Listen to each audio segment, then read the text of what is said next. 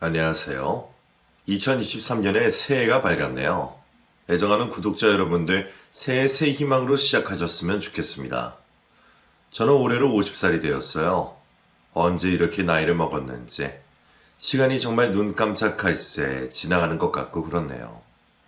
요즘처럼 100세 시대에 50살이 많은 나이는 아니지만 저 나름 반백년을 살아오며 배운 게 참 많습니다. 세상 사는 게 맘먹은 대로 안 된다는 것과 돈이 전부가 아니라는 것. 이 두 가지요. 평탄하게 살아왔다면 참 좋았겠지만 저도 우여곡절이 참 많거든요.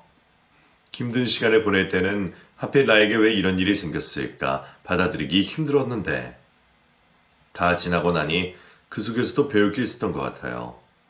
하지만 저도 속이 좁아서 당했던 걸 생각할 때는 가슴속에 불뚝불뚝 치밀어 올라 밥 생각이 안 날 때도 있어요.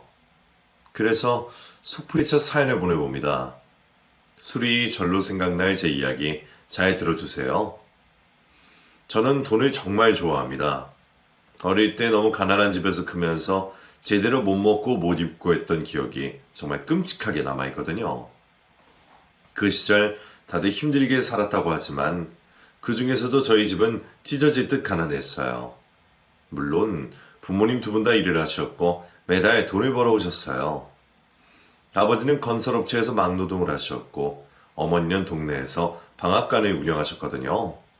그런데도 먹고 사는 것조차 예의치 않았던 것은 아버지의 도박과 술 때문이었어요. 이 인간아, 그게 어떤 돈인데? 그걸로 우리 이사 가려고 했는데 홀랑 가져갔어. 이 옆에 내가 미쳤나? 어디 하늘 같은 남편한테 대들어? 하늘? 하늘이라고? 너도 터진 입이라고 그딴 소리 하냐? 네가 무슨 하늘이야. 식구들 밥 먹고 사는 것도 관심 없는 주제에. 너 같은 인간을 믿고 내가 아직도 이 지랄하고 살아있으니 아이고 내 팔자. 아이고 이 내 팔자야. 하루 종일 밖에서 시달리고 왔는데 집구석에서 팔자 타령이나 하고 이러니까 내가 집에 무슨 정이 붙어? 나도 너 같은 인간한테 정 같은 거 없으니까 돈이나 내놔. 내놔. 꽝. 하루가 멀다 하고 싸웠던 부부싸움은 늘 아버지가 집을 나가면서 끝이 났어요. 몸싸움 없이 끝나면 그나마 양호한 거였고요. 어머니는 악착같이 돈을 모아 어떻게든 방 한 칸 우리 집으로 만들려고 애를 쓰셨고 아버지는 그때마다 속없이 방해하셨어요. 아무리 꽁꽁 숨겨놔도 그 돈을 찾아가지고 노름판에 다 주고 오셨죠. 도돌이표 노래처럼 반복되는 그런 생활에 엄마가 마음고생이 정말 많았어요. 지긋지긋하고 희망 없는 그런 삶 속에서 논팽이 남편을 떠나지 못하고 곁에 있었던 건 역시 저와 제 동생 때문이었고 저희 남매를 챙기시며 혼자 참 많이 우셨어요. 동생보다 2살 많은 저는 일찍이 그런 집안 분위기를 잘 알았고 우리를 불행하게 만드는 아버지를 크면서 서서히 증오하게 됐어요. 아들인 제가 곁에서 봐도 우리 아버지는 해도 해도 너무했으니까 그런 감정은 자연스러운 거였죠. 엄마가 눈물을 보이실 때마다 저의 마음 한켠엔 아버지를 향한 증오가 계속 쌓여갔고 그때 묵은 감정은 아직도 저와 아버지의 사이를 벌려놓고 있어요. 몇 해 전에 어머니가 세상을 떠나신 뒤론 아버지와 인연을 끊고 살고 있으니까요. 어린 저는 그 모든 불행이 돈 때문인 것 같았어요. 우리 집에 돈이 없어서 엄마가 계속 고생하시는 거고 돈이 없어서 아버지와 헤어지지 못하고 그리 산다는 생각이 많았어요. 그래서 크면 돈을 왕창 벌 거라고 돈 많이 벌어서 불행이 더 이상 나한테 오지 못하게 할 거라고 그렇게 결심을 했어요. 저의 결심은 고등학교를 졸업하면서부터 실행에 옮겼어요. 대학 진학은 아예 쳐다보지 않고 돈 버는 일에 혈안이 되었어요. 그런데 이제 고등학교를 졸업한 제가 어디서 돈을 벌겠어요? 당장 시작한 중국집 배달원으로는 원하는 만큼 벌 수가 없었고 집에 돈이 필요할 때 보태고 나면 모을 수 있는 돈도 얼마 되지 않았어요. 이렇게는 안 되겠다는 생각에 머리를 쥐어짜기 시작했어요. 하지만 아무리 쥐어짜도 뾰족한 수가 떠오르지 않았어요. 끼케봤자 보고 자란 게 노가다하는 아버지이니 공사자밖엔 떠오르지 않았고요.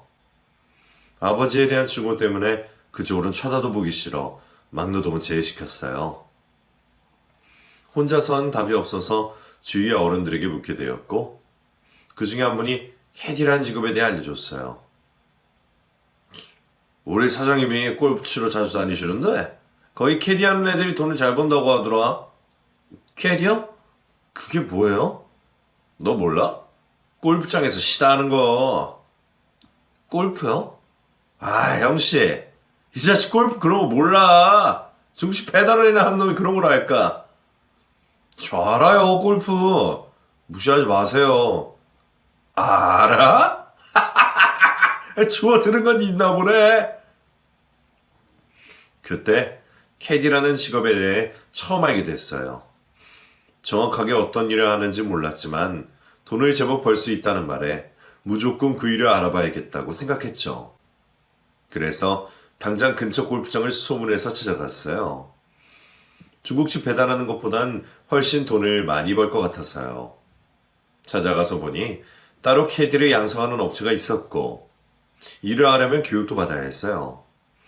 주로 여자들이 많이 하는 일이었지만 남자 직원도 뽑는다는 말에 무조건 뽑아달라고 열심히 하겠다며 매달렸어요. 결국 저는 캐디로 일을 하게 되었고 중간에 군대를 다녀온 공백을 제외하고 10년 동안 하루도 쉬지 않고 그 일을 했습니다. 공식적으로는 필드에서 게임이 원활하게 진행되도록 서포트하는 일이었지만 서비스 성격이 강한 일이었기 때문에 온갖 일들이 많았어요. 남자로서 자존심 굽히며 들어가야 하는 경우도 있었고 웃는 낯에 침 뱉는 고객도 있었어요. 때론 성희롱 같은 상황도 있었지만 돈 앞에서 그 모든 상황들은 눈 감고 지나가야 했습니다. 더럽고 치사해도 돈을 벌려면 눈 딱 감고 넘어가야 했죠. 10년 동안 그 일을 하면서 참고 또 참으며 견딜 수 있게 한 원동력은 돈이었어요. 쉬는 날도 없이 악착같이 일을 할 때 제 동창들 어느 누구보다 월급이 월등히 많았어요. 그리고 어느 정도 저도 실력을 갖추고 나니까 사회에서 난다긴다 하는 인사들을 곁에서 만날 수도 있게 되니 제 시야도 많이 높아졌고요. 대부분 동성끼리 와서 게임을 했지만 가끔 부부 동반으로 와서 게임하는 사람들도 있었는데 그들을 보면서 결혼에 대한 저의 고정관념도 많이 달라졌어요. 지지고 볶고하며 서로 죽이듯이 사는 내 부모님이 보여준 결혼생활과 180도로 다른 삶을 사는 그들을 보면서 저도 제 미래에 대해 새로운 생각을 가지게 되었죠. 나도 사랑하는 사람을 만나서 행복한 가정을 이룰 수 있을 거라는 신락 같은 희망을 품게 된 거예요. 그렇게 살자면 우선 제가 안정적인 경제력을 가져야 한다는 생각이 들었어요. 그래서 더 악착같이 돈을 모았어요. 그 돈은 미천삼아 뭔가를 할 생각으로요. 10년 정도 일을 하고 캐디를 그만뒀어요. 그때 모은 돈이 6억. 제가 마치 6억이나 돈을 모았어요. 먹는 거, 입는 건 안 쓰고 생기는 돈은 모조리 다 통장에 집어넣었어요. 물론 엄마와 동생에게 필요한 돈은 그때그때 도와주면서요. 대신 저에게 있어서만은 사치라곤 절대로 없었어요. 남자들이 돈을 벌면 제일 먼저 하고 싶은 게 자기 차를 가지는 일이거든요. 저 역시 내 차에 대한 로망이 있었지만 차를 사지 않았어요. 그 젊은 나이에 하고 싶은 게 얼마나 많았겠습니까? 다른 친구들처럼 연애도 하고 싶고 가족들이랑 여행도 가고 싶은 마음이 굴뚝 같았죠. 하지만 꾹꾹 참아냈어요. 더 큰 돈을 벌기 위해 참고 또 참았어요. 친구들 만나면 괜히 마음이 흔들릴까봐 모임에 나가지도 않고 눈을 가린 경주마처럼 앞만 보면서 살았어요. 그렇게 내 손에 쥐어진 돈이 6억이었습니다. 캐디 일을 하면서 좋았던 건 돈도 돈이지만 세상 돌아가는 정보를 들을 수 있다는 것. 그것이었어요. 각계 중요 인사들이 골프를 치면서 주고받는 정보들은 고급 정보가 진짜 많았거든요. 세상 물정 모르는 20대 중반에 그 속에 있으며 경제에 대해 눈을 떴다고 해도 과언이 아닐 정도로 공부가 참 많이 됐어요. 돈만 있다면 저도 끼어들고 싶은 투자들이 참 많았지만 가지고 있는 파이가 적으니 눈앞에서 놓치는 것들이 참 많았습니다. 솔직히 배가 아팠지만 욕심내지 않았어요. 술꾼 아버지가 어릴 때부터 해주신 말, 송충이는 솔잎을 먹고 살아야 한다. 그 말이 알게 모르게 머리에 박혀 있었던지 내 것이 아니라는 생각이 자꾸 들었었거든요. 그래서 도전할 수가 없었어요. 일을 그만두기로 결정했을 때 그때부터 제가 하고 싶은 일들을 생각해 봤는데 체인 사업을 해야겠다는 생각이 들었어요. 괜찮은 브랜드를 만들어서 프랜차이징으로 사업을 확장하는 일은 제가 해볼 만하겠다는 느낌이 들었거든요. 다만 브랜드 만드는 일이 관건이었는데 여러 가지 아이템 중에 커피에 손을 대야겠다 싶었어요. 일을 하면서 들리는 소리가 커피 장사는 안 망한다 하더라고요. 우리나라가 갈수록 살기 좋아지면서 커피 시장은 더 커진다는 소리에 이걸 해야겠다는 생각이 강하게 들었어요. 정들었던 동료들과 헤어지고 본격적으로 커피 사업에 뛰어들었어요. 우선 자격증부터 따야 했어요. 제가 사장인데 제대로 알아야 뭘 하지 않겠어요? 고등학교 졸업한 지 10년이나 지났는데 새로운 마음으로 차근히 배워나가며 작게 크게 큰 희열을 느꼈어요. 내 손으로 만들어지는 커피가 그날그날 제 컨디션에 따라 맛도 달라지는 희한한 경험을 하면서 커피의 매력에 푹 빠지게 되었죠. 돈 걱정 없이 오로지 배움에 빠져 느끼는 성취감은 새로운 내가 되게 만들게 해주더군요. 학창시절에 이런 기쁨을 알았다면 내 삶이 달라졌을까 하는 아쉬움도 생겼지만 미련은 버리고 앞으로 내가 살아갈 앞날에만 정신을 쏟았어요. 그리고 창업에 더욱 신경을 썼고요. 밤잠까지 아껴가며 발품 팔아 브랜드를 하나 만들었어요. 인스턴트 커피가 아니라 제대로 된 커피를 파는 컨셉으로 잡으며 그간 벌어둔 돈을 아낌없이 투자했죠. 물론 줄어드는 통장 잔액을 보며 속이 쓰릴 때도 있었지만 또 다른 도약을 기대하며 제 마음에 다져갔어요.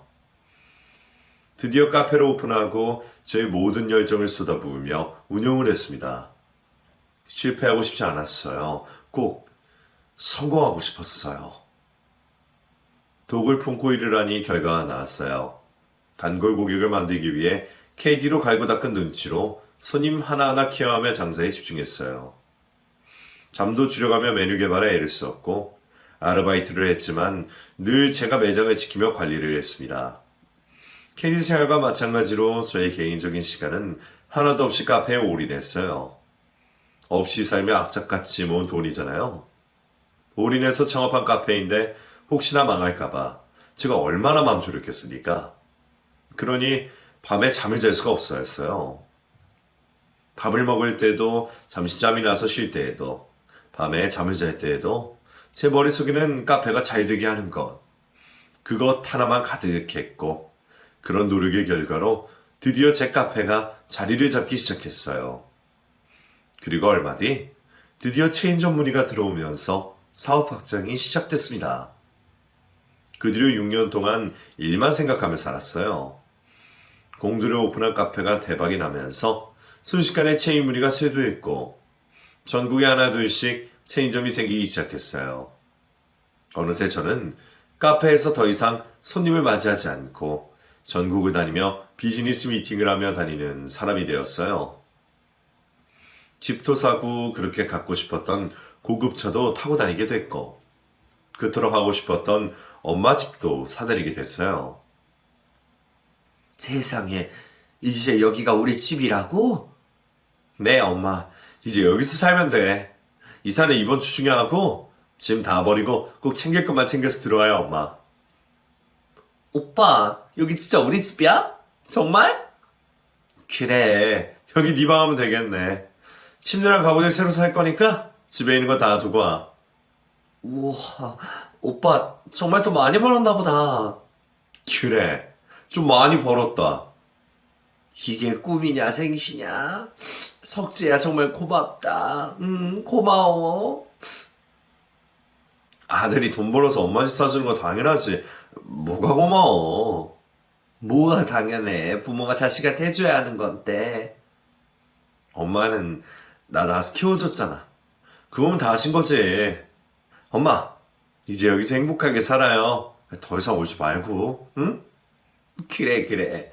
우리 잘난 아들 덕에 나이 먹고 호강하게 됐다. 내 귀한 아들 정말 고맙다.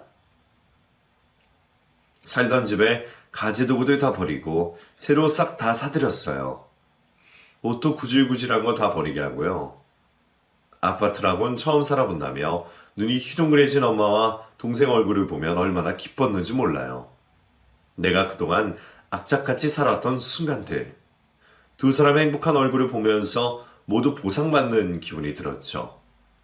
연락이 두절된 아버지에겐 알리지 않고 이사를 했어요. 내심 인연을 끊고 싶은 마음이 컸던 저는 연락이 안 된다는 핑계 삼아 아버지를 떼버리고 싶었거든요. 하지만 엄마는 모질게 하지 못하셨어요. 기어이 연락을 해서 새로 이사한 집 주소를 알려줬더라고요. 엄마는 그렇게 당하고 살았으면서 아직도 그렇게 챙기세요? 그러게 말이다. 이제는 미운정이 깊이 배겨서 나도 벗어날 수가 없나 보다. 아휴. 아버지 오셔서 또 행패 부리면 집 나가라고 하세요. 여기 엄마 집이니까. 그래도 되니? 그렇게 해봐야겠다. 그 인간 깜짝 놀라는 모습 볼만 하겠다. 진짜야. 나 아버지 평생 안 보고 살아도 상관없어. 석재야. 아휴, 미안하다. 엄마가 부족해서 네 가슴에 이렇게 피멍이 들었다. 그게 왜 엄마 탓이야. 내 탓이지. 모두 내 탓이지. 엄마는 제가 아버지를 더 미워할까봐 차마 제 앞에서 더 욕은 못하고 모두 자신의 탓으로 돌리셨어요. 못난 남편 만나 자식 낳고 열심히 살아온 엄마가 무슨 잘못이 있겠어요. 그런데도 엄마는 아들이 힘들어할까봐 미운 마음이 더 커지지 못하게 자신의 탓으로 하고 계신 거였죠. 그 속내를 모두 아는 저는 무능력하고 문제만 만드는 아버지가 더 미웠어요. 잠시만 꿈꿨던 결혼에 대한 희망도 서서히 옅어져 갔고요. 어느새 체인은 전국에 50개가 되었고 사업도 어느 정도 안정기에 접어들면서 조금씩 마음의 여유가 생겼어요. 너무 바쁠 때는 여유가 있었으면 좋겠다고 생각했는데 막상 시간이 생기자 저에게 문제가 생기기 시작했어요. 옆도 뒤도 보지 않고 앞만 보고 달린 불도저 같은 인생에 걸림돌이 생기고 말았어요. 바로 번아웃이 오게 된 겁니다. 조금씩 내 안에서 뭔가가 가라앉는 느낌이 들기는 했어요. 어떤 돌발 상황에도 무감해지고 웃음도 사라지고요. 감정이 점점 무뎌지면서 이제는 더 이상 어떤 일도 즐겁지 않고 무기력해지기만 했어요. 병이 시작된 거죠. 처음엔 그냥 그러려니 했습니다. 곧 지나가겠지. 잠시 쉬면 다시 텐션이 올라오겠지. 그런데 아무리 시간이 흘러도 기분이 전혀 나아지질 않았어요. 바다 위 가라앉는 배처럼 아래로 가라앉기만 했고요. 그 시간이 계속 이어지자 제 주위 지인들도 저의 상태를 알게 됐고 저를 위해 신경을 써줬지만 조금도 나아지지 않았어요. 너 괜찮니? 밥도 제대로 안 먹고 요즘 통 잠도 못 자던데. 괜찮아요, 엄마. 좀 있으면 나아지겠죠. 네가 그동안 너무 힘들어서 그런 것 같아. 이참에 여행이라도 다녀올래? 여행이요? 그래, 우리랑 가든지 아닌 친구들이랑 다녀와, 어? 네. 시간 맞춰볼게요, 엄마. 엄마도 제 상태를 눈치채시고는 여행을 다녀오라고 하셨어요. 여행. 예전엔 정말 떠나고 싶었어요. KD로 일할 때 친구들이 허구한 날 연락이 와서는 같이 놀러 가자고. 여자들 짝 맞춰서 다 준비됐다고 해도 일 때문에 갈 수가 없었어요. 아니, 제가 가지 않았죠. 하루 펑크내면 손해보는 일당 때문에 그럴 수 없었어요. 그렇게 번번이 퇴짜를 넣으니 어느 순간부터 친구들이 저를 찾지 않게 되었고 세월 속에 어느새 연락이 다 끊겨버렸어요. 교류를 하고 다니는 사람들은 죄다 일과 관련된 사람들이니 같이 여행을 갈 처지도 아니었고요. 그런 저의 상황을 깨닫게 되니 갑자기 허무함이 밀려왔어요.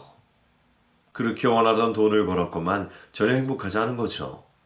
순간 제가 인생을 잘못 살아온 건가 하는 회의가 찾아왔어요. 그런 좌절감이 한동안 지속됐고요. 어디로 가야 할지 모르고 방황하던 저에게 어느 날 오랜 친구가 연락이 왔어요.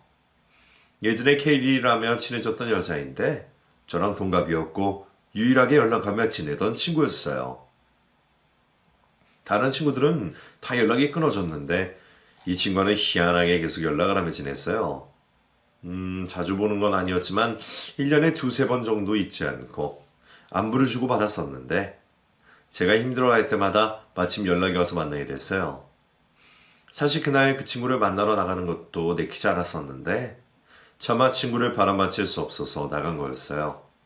그런데 친구가 저를 보자마자 제 상태를 바로 알아채더군요. 너 얼굴이 왜 이래? 무슨 일 있어? 일은 무슨 지금 나 한창 잘 나갈 때인 거 몰라? 사업도 잘 되는데 표정은 왜 그래? 다 산 사람처럼 생기가 없어. 그러냐? 눈치 빠르다 너. 요즘 내가 왜 이러는지 나도 모르겠다. 사는 게 좀 허무해. 너 내 앞에서 배부른 소린 거 알지? 험한 거로 치면 네가 나만 하겠니? 네가 어때서? 나이 먹을수록 예뻐지고 당연히 남자들한테도 인기 많겠지. 적당히 직장 다니고 있고 뭐 나쁘지 않은데? 인기는 무슨. 이 나이 먹고 누가 좋아한다고. 새파란 것들이 얼마나 많은데. 너도 충분히 예뻐. 야, 여자는 원숭이 아니냐? 까분다 너. 오래된 친구의 맛은 이런 거였죠. 다 말하지 않아도 알고 적당히 얘기해도 웃어주고 서로 함께 보낸 세월이 있으니 느낌으로 다 알 수 있는 거. 그래서 오래 묵을수록 좋은 친구인 것 같아요. 비록 저와 그 친구는 동성이 아니었지만 서로 통하는 게 많았어요. 그래서 세월이 흘러도 계속 서로의 옆에 남아 있었던 것 같고요. 그날 오랜만에 만나 친구와 누구와도 하지 못했던 속 얘기 나누고 나선 저는 많이 좋아졌어요. 부끄럽게도 술 기운에 밀려 그 친구 앞에서 눈물까지 보였으니 제가 얼마나 내려놨는지 아시겠죠? 엄마 앞에서도 보일 수 없었던 내 속에 든 묵은 감정들을 그 친구 앞에서는 거리낌 없이 꺼내놓을 수가 있었어요. 그리고 그날 하루 만남으로 거짓말처럼 무기력감에서 벗어날 수 있었고요. 저도 끝없이 이어지는 무력감에서 벗어날 수 없을 거라고 생각했어요. 그 무엇도 저를 웃게 하지 못했으니까요. 그런데 그 친구가 단 몇 시간 만에 깊은 우울감에서 저를 건져내는 겁니다. 그걸 깨닫게 되면서 저는 친구가 달리 보이기 시작했어요. 더 이상 친구가 아닌 여자로 보이기 시작했어요. 내 안의 변화를 눈치챈 저는 친구를 잡아야 한다는 생각을 하게 됐어요. 그 친구가 내 숨통을 트이게 해줬으니 내 곁에 꼭 붙어둬야 한다는 생각에 다짜고짜 고백을 했습니다. 사귀자고요. 처음에는 밑도 끝도 없는 제 고백에 친구가 기겁을 하더군요. 왜 놀라지 않겠어요? 10수년의 친구로 지냈는데 뜬금없이 사귀자고 하니 놀랄만 하죠. 그런 반응에도 저는 굴하지 않았고 계속 대시를 했어요. 10번 치고 안 넘어가는 나무 없다잖아요. 결국엔 그 친구의 마음을 얻어내게 됐고 그 인연으로 우리는 결혼까지 하게 됐습니다. 제 인생에서 결혼은 깊이 생각하지 않으면서 살았어요. 순간순간 나도 이런 가정을 꾸리면 좋겠다는 생각은 했지만 내 것이 될 것이라는 확신은 없었어요. 무엇보다 두려움이 컸어요. 내가 겪었던 그 불행한 가정이 다시 반복될까봐 두렵기도 했고요. 그래서 무의식적으로 외면하며 앞만 보고 살았던 건데 막상 결혼을 결심하고 나니 세상에 너무나 좋은 겁니다. 혼자 살던 집에 온기가 돌기 시작하고 저에게 관심 가져주는 사람이 있다는 게 너무나 가슴 따뜻했어요. 일하면서 집에 일찍 들어가고 싶다는 생각은 아플 때 빼곤 없었는데 결혼을 하고 나니 아침 출근길에서부터 벌써 집에 가고 싶어졌어요. 마음은 그러는데 몸은 그럴 수 없으니 아쉬운 마음에 전화통에 불이 나도록 전화를 걸어댔어요. 또 전화했어? 전화 끊은 지 1시간도 안 됐어. 보고 싶은데 어떡하냐 그럼? 너는 나 안 보고 싶어? 보고 싶지. 나도 너무 보고 싶어. 꾹 참고 있을 테니까 퇴근하면 일찍 와. 기다릴게. 알았어. 일 끝난 대로 바로 갈게. 자기가 좋아하는 된장국 끓여놓을게. 나를 위해 식사를 준비하고 퇴근길에 반겨주는 사람이 있다는 게 이렇게 행복한 일인 줄 처음 알았어요.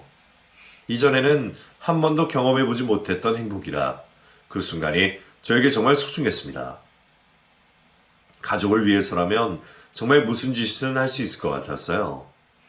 아내와 저를 닮은 아이들도 얼른 낳고 싶었고 아이들이 태어나면 남들처럼 함께 여행도 다니고 놀이공원에도 놀러가면서 아이들에게 든든한 부모가 되어주고 싶었어요. 결혼은 저에게 무엇과도 바꿀 수 없는 그런 가족을 만들어줬죠. 그런데 좋은 가족만 있는 건 아니었어요. 제가 제 아버지를 아직도 미워하고 싫어하는 것처럼 아내의 가족 중에도 복병이 있었습니다. 저기, 매제, 내가 이번에 새로 구성한 사업이 있는데 말이야. 사업이요? 아, 이번에 정말 확실한 거야. 내가 진짜 백방을 알아봤거든? 근데 놓치기가 너무 아쉬워. 직장 알아본다고 하지 않았어요? 그랬지. 근데 이게 놓치기 정말 아까웠어. 매제도 수익이 들어오면 깜짝 놀랄걸? 형님, 저는 더 이상 투자 안 할 겁니다. 이미 손해를 많이 봤어요. 그래? 진짜 아까운데. 그럼 형님이 투자하세요. 그러시면 되겠네요. 뭐? 이 사람이, 자네 지금 나 놀리나? 내가 투자할 돈이 있으면 이렇게 아랫사람한테 와서 부탁하겠어? 돈 없으시면 마음 접으세요. 저도 더 이상 안 됩니다. 이 사람은 안 되겠네. 자네 이런 사람인지 내가 몰랐어. 치. 아내에게는 배다른 오빠가 있었어요. 그 사람이 결혼과 함께 딸려온 복병이었죠. 아내와 결혼 전 오래 연락을 주고받았어도 가족에 대한 자세한 얘기는 나누지 않았어요. 그래서 나중에 알게 된 사실이 있는데 바로 아내가 장인의 외도로 생긴 사생아였어요. 당시 자식을 낳은 외도녀가 집으로 찾아와 자식을 주고는 도망가게 되면서 친아버지와 사귀던 아내는 자라면서 온갖 구박을 다 받았다고 하더군요. 온갖 멸시와 차별 속에서 상처가 많았던 아내는 고등학교를 졸업하면서 그 집을 나왔다고 했어요. 이후 연락을 하지 않고 살다가 결혼을 하면서 다시 연락이 나왔는데 이복 오빠 되는 처남이 저를 물고 늘어지게 된 거죠. 그 인간을 처음 만나던 날 첫인상부터가 엄청 구려웠어요. 생긴 것도 희한하게 생겨서는 제가 카페 체인을 한다는 소리 듣고는 눈을 번쩍이는 게 곱게 보이지가 않았죠. 저도 명색이 사업하는 사람인데 그 감이 없었겠습니까? 단번에 척 알아봤죠. 원래는 처가와 왕래를 자주 할 생각은 없었어요. 결혼식 날 혼주석을 비워둘 순 없어서 딱 기부만 할 생각으로 인사를 드리게 됐는데 결국엔 결혼 후에도 질질질 따라붙는 껌딱지가 생겨버렸죠. 한편으로 아내가 가엾기도 했고요. 친아버지한테 사랑도 제대로 못 받고 컸는데 결혼이 계기가 되어 관계가 회복했으면 좋겠다는 바람도 있었어요. 그런데 전혀 다른 방법으로 관계가 이어지게 된 겁니다. 바로 돈이죠. 자네가 우리 아들 좀 도와주면 안 되겠나? 그 은혜 있지 않겠네. 내 아들이지만 잘 기회가 없어서 제대로 지능력을 못 펼쳤어. 보면 잘해낼 거야. 사이가 이렇게 능력이 대단한 사람이니 우리가 좀 비벼도 되지. 안 그래? 그러니까 우리 이제 가족인데 서로 아끼고 챙겨줘야지. 그게 가족이지 안 그래? 불행히도 가족이라는 이름하에 저희 처가 뒷바라지가 시작되어 버렸어요. 저도 없이 자란 사람이라 이런 애매한 관계 정말 싫어합니다. 저도 가진 고생을 했기 때문에 주고받고가 확실해야 인연이 되는 사람인데 한쪽만 일방적인 지원은 별로 좋게 생각하지 않아요. 그런데 딱 끌어낼 수가 없는 게 아내가 마음에 걸려서 그러지 못했어요. 처가는 마치 물주라도 만난 것처럼 저에게 의지를 하기 시작했고 크고 작은 금전적인 부분들을 하나씩 제가 해결해 주기 됐어요. 크게는 큰 처남 사업 지원에서부터 작게는 막내 처남 아르바이트 자리까지 내주게 되었죠. 매번 이번이 마지막이라는 생각으로 도와주지만 시간이 지나고 나면 어김없이 저에게 손을 벌렸고 그럴 때마다 거절할 수가 없었어요. 하지만 저라고 재벌집 자식도 아닌데 계속해서 도와줄 수가 있겠습니까? 사업하는 사람이 무슨 여유가 많았어요. 결국 부담이 되기 시작했고 점점 제가 곤란해졌어요. 그러자 아내도 저에게 미안해하며 친정 식구들에게 단호하게 하라고 하더군요. 저도 그래야 될 것 같아 입장을 설명했는데도 큰 처남은 포기하지 않았어요. 자네, 돈 좀 있다고 내 앞에서 유세 부리지 마. 그 잘난 얼굴 언제까지고 잘난 줄 알아? 형님, 말씀이 좀 지나치십니다. 허쳐, 지나치다니. 자네 대체 집안 교육을 어떻게 받은 건가? 윗사람한테 이딴 식으로 행동하라고 자네 부모가 말하던가? 형님, 큰 소리 치네. 자네 그러다가 다음에는 한 대 치겠네요. 좋을 땐 허허허 하며 친한 척을 하던 사람이 돈을 빌려주지 않겠다고 하자 돌변해서 저를 대하는데 사람 정말 무섭구나 이런 생각이 들었어요. 한순간에 돌변하는 그런 사람은 정말 살다가 처음 봤으니까요. 급기야 큰 처남은 제 아내에도 싸잡아 욕을 하더니 친정에 걸음도 하지 말라고 엄포를 놓았어요. 저는 속으로 듣던 중 반가운 소리라고 생각했고요. 거머리 같은 처갓집 연 끊고 사는 게 내 명에 도움된다는 생각이 아주 강하게 들었으니까요. 그런데 더 웃긴 건 장인 장모의 행동이었어요. 큰 처남이 무슨 소리를 했는지 저에게 전화가 와서는 퍼붓는데 상종 못할 집안이란 생각이 너무나 많이 들었어요.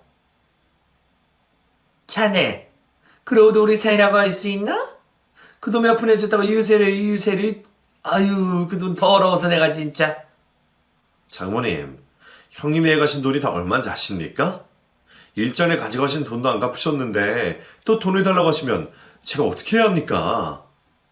어쩌긴 뭘 어째. 가족이 힘든가 보다 하고 빌려주면 되지. 자네 세상 그렇게 살지 마라, 어? 장모님, 그렇게 말씀하시면 저희는 더 이상 드릴 말씀 없습니다. 이만 전화 끊겠습니다. 하는 행실 보게. 자네 지금 전화 끊으면 이제 우리 연 끊는 걸세. 마음대로 하십시오. 연을 끊겠다고 협박하는 장모가 가서로 전화를 끊어버렸어요. 아내를 위해 다시 시작한 인연이었지만 오히려 아내에게 독이 되겠다는 생각이 들었습니다. 그래서 이렇게라도 관계를 정리해야겠다 싶어 그리했는데 이후 저희 집에 찾아와서 아내를 못 살게 굴었더군요. 저에게 자세하게 얘기를 안 해주는데 퇴근하고 집에 가보니 얼굴이 많이 상해 있었어요. 당신한테 너무 미안해. 그동안 오빠한테 해준 돈도 많다면서 오빠한테 그 돈 꼭 갚으라고 할게. 처음부터 받을 생각 없었어. 그러니까 마음 쓰지 마. 아니야, 당신이 고생해서 번 돈인데 친정 식구들 때문에 당신 마음고생 많았지. 그런 소리 마. 고생 아니야. 나 때문에. 아내는 많이 속상해했어요. 자기 때문에 제가 피해를 본다면서요. 아니라고 달렸지만 제 말을 듣지 않았죠. 친정과 연을 끊겠다고 하면서 친정에서 오는 전화는 절대로 받지 말라고 저에게 당부를 했어요. 너무 완강히 말을 하길래 알겠다고 했고 곧 저는 일이 바빠져 집안일에 신경 쓸 겨를이 없어졌어요. 아내가 뭐라고 했는지 처가에서도 더 이상 연락이 오지 않았기에 저도 신경을 끄고 지냈는데 어느 날 아내가 임신을 했다는 기쁜 소식을 전해줬어요. 노산이라 병원에서 임신 가능성이 희박하다고 했는데 기적처럼 아이가 생긴 겁니다. 아이가 생겼다는 소식에 저도 저희 엄마도 엄청 기뻐했어요. 엄마는 첫 손주이시니 기대가 아주 크셨고요. 임신한 며느리 혹시나 힘들까봐 애지중지하시며 항상 아내를 살펴주셨어요. 처가 때문에 한동안 속이 상했지만 해프닝이라 생각하고 넘어가려고 맘먹었고 좋은 일이 우리 부부에게 생겼으니 앞으로 우리 세 가족만 생각하려고 하는데 믿기 힘든 일이 벌어지게 됩니다. 뱃속에 아이를 품은 아내가 사라지게 된 겁니다. 그날은 아내가 처가에 간다고 한 날이었어요. 임신을 했다는 소식에 장모님이 백숙을 끓여놨다며 와서 먹고 가라고 연락이 왔다는 거죠. 당신 가도 괜찮겠어? 나한테는 뭐라 못할 거야. 지난번에 단단히 얘기해둬서 말해봤자 소용없다는 것도 알 거고. 그래도 홀몸도 아닌데. 가서 밥만 먹고 올게요. 너무 걱정하지 마요. 그래, 움직일 때 전화 꼭 하고 집에 오는 길에 시간 되면 내가 데리러 갈게. 알겠어요. 아내는 장롱면허라서 운전을 하지 못했어요. 택시를 타고 간다길래 제가 데리러 가겠다고 말도 해놨던 상태였고요. 아무리 그래도 친아버지인데 자기 딸에게 무슨 해코지를 하겠나 싶어 잘 다녀오라고 했는데 이상하게 그날 아내와 연락이 되지 않는 겁니다.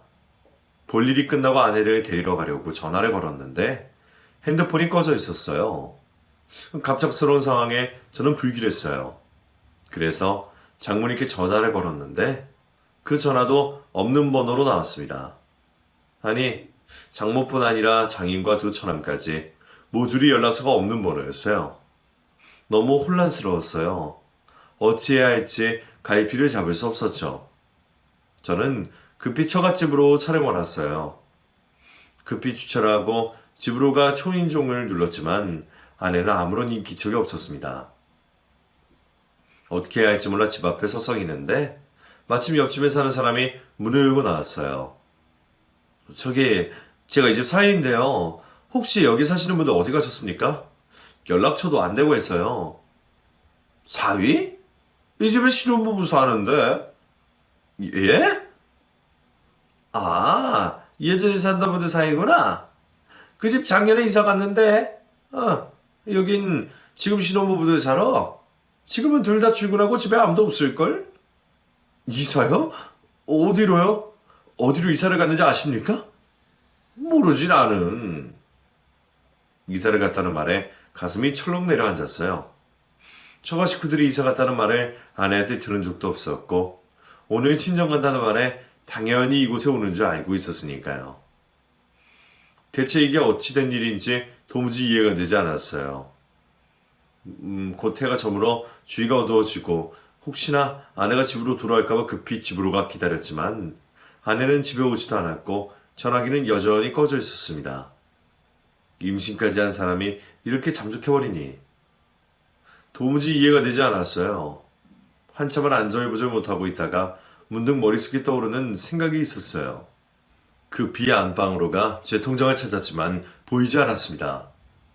혹시나 해서 계좌를 조회해봤고 역시나 돈이 인출되고 없었어요. 새로 시작한 사업의 계약금을 그 통장에 넣어뒀는데 그 돈이 오늘자로 인출되고 없었어요. 자그마치 2억이나 되는 돈이었는데 말입니다. 그 상황을 마주하고 나니 아내가 어떤 사고를 당한 것이 아니라 자발적으로 자취를 감췄다는 걸 알게 됐어요.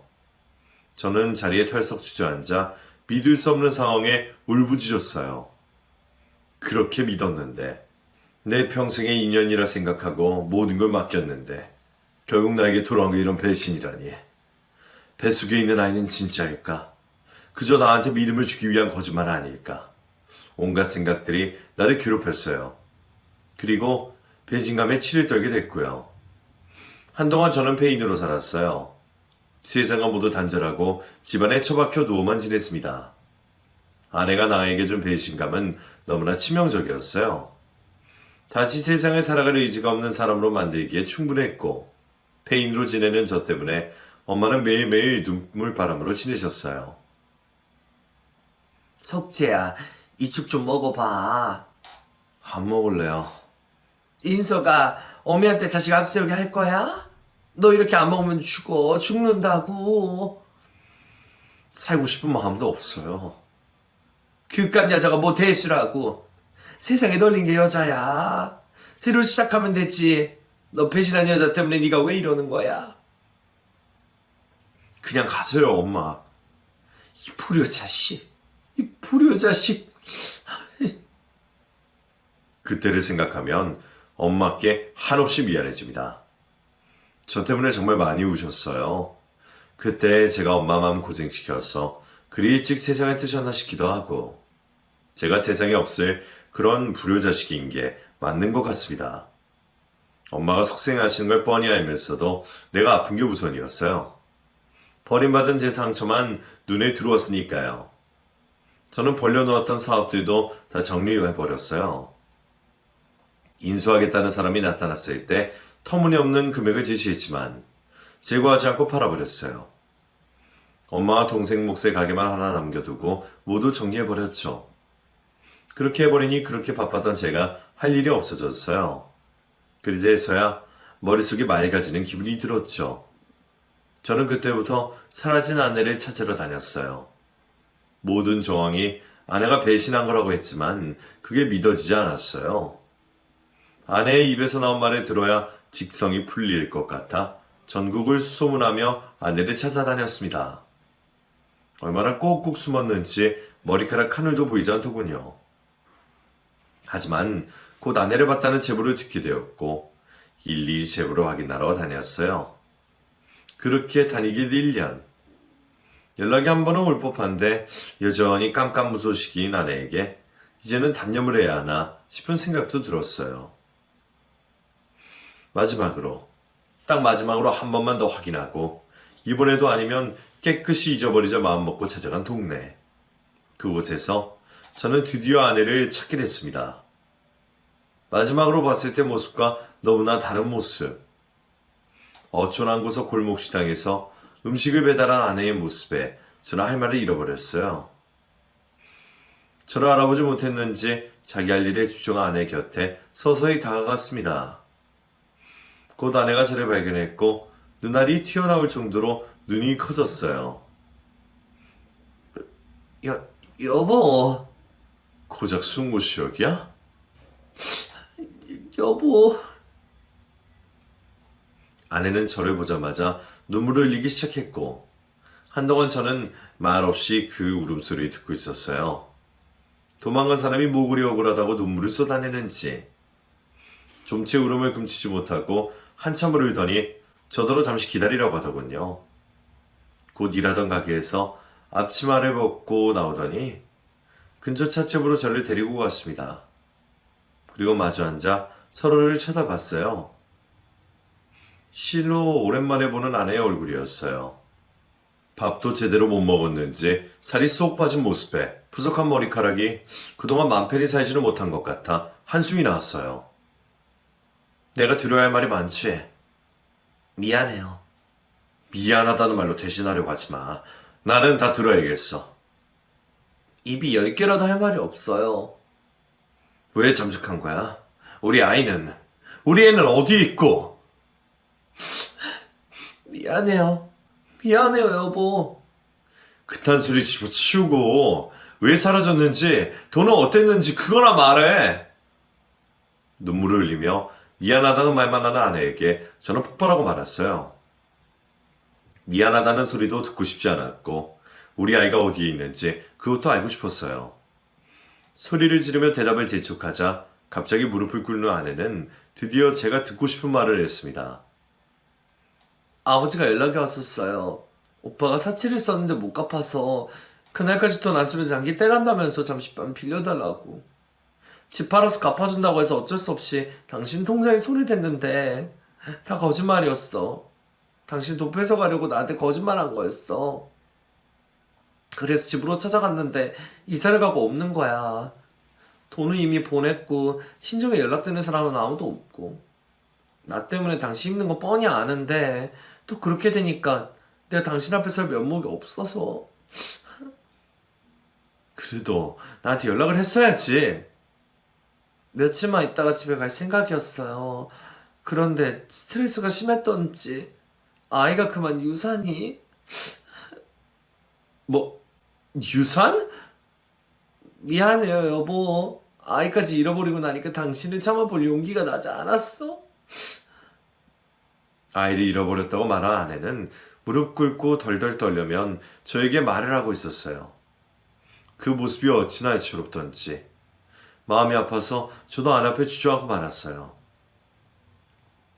여기 와서 이러면서 그동안 벌어둔 돈 다 모아놨어. 앞으로 평생 당신 돈 갚을게. 미안해 여보. 이거 돈이 뭐가 중요해. 내가 돈 또 벌면 되는데 왜 그렇게 이 어리석은 사람아. 나 같은 거 만나서 당신이 너무 힘들었잖아. 나 때문에 괜히. 고개도 들지 못한 아내를 끌어안고 저도 통곡을 했습니다. 내 사람이 너무 가여워서 혼자 마음 졸이며 지내지 지난 시간이 너무 가슴 아파서 견딜 수가 없었어요. 그렇게 저희는 서로를 끌어안고 한참이나 울었습니다. 카페 안에 사람들이 다 우리를 쳐다봤지만 그런 것들은 신경 쓰지도 않았어요. 다만 이 사람이 무사해서 나에 대한 마음이 변심한 것이 아니라 너무나 안도가 됐어요.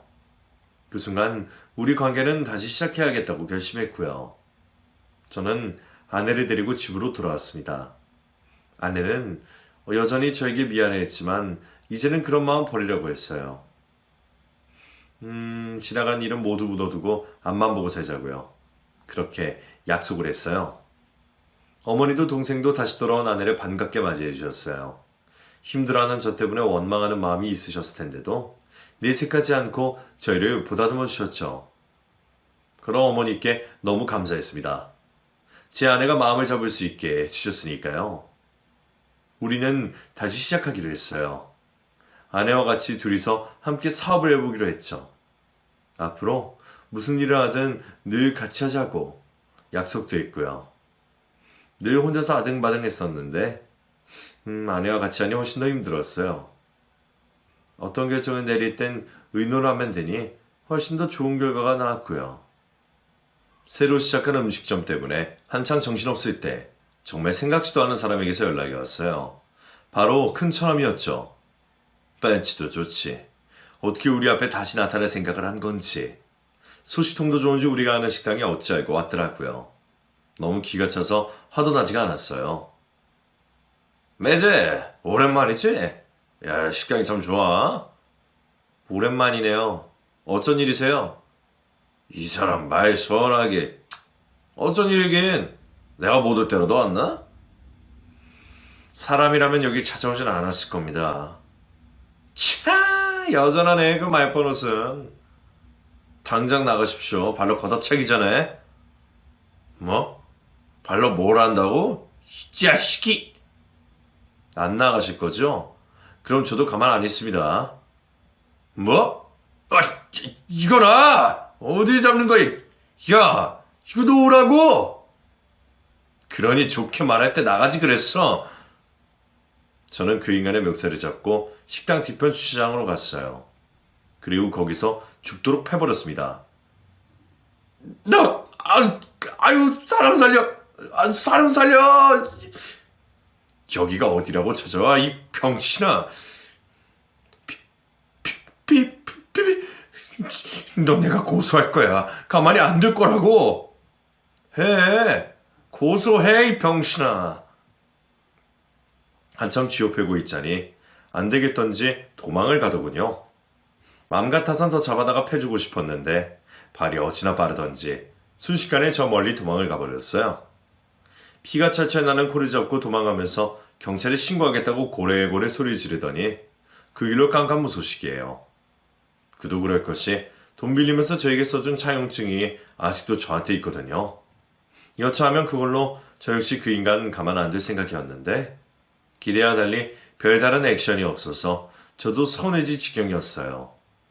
마침 시장에 갔던 아내가 돌아오면서 제 옷의 팀피를 보고 기겁을 하길래 설명을 해줬더니 아내가 오히려 더 화가 나서 설쳤어요. 그 인간 하필이면 내가 없을 때 와가지고 또 오기만 해봐라. 내가 단단히 해놨으니 한동안 안 올 거야. 또 와서 쓸데없는 소리 했죠. 아니야, 이번에는 말도 못 꺼내고 나한테 쥐어 터졌어. 진짜요? 그래. 한 번은 더 나타나고 싶었지만 그 뒤로 아직까지 소식이 잠잠합니다. 이왕이면 죽을 때까지 안 보고 살았으면 좋겠어요. 저와 아내는 같이 음식점을 운영하면서 잘 지내고 있습니다. 바람이라면 지금이라도 자식이 생기는 건데 아무래도 이루어지기 힘들지 않을까 싶어요. 그래도 끝까지 희망을 놓지 않고 지낼 겁니다. 제 이야기는 여기까지예요. 두서없는 제 이야기 들어주셔서 고맙습니다. 건강하세요.